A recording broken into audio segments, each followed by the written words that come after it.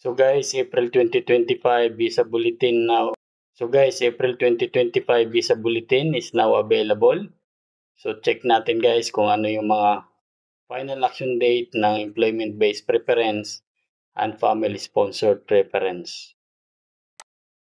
So this is the final action date for family-sponsored preference for F1, F2A, F2B, F3, and F4. And this is the final action date for employment-based preference. So from third category, so congratulations.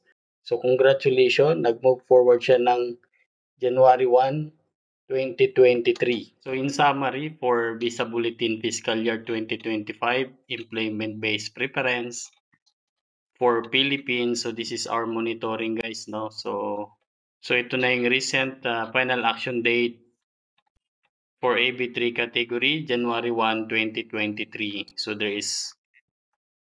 is 1 month movement from previous Visa Bulletin, December 1, 2022, and this is now the new final action date for April 2025. So congratulations dun sa mga nag-current na yung priority date, you can proceed to the next step of your application.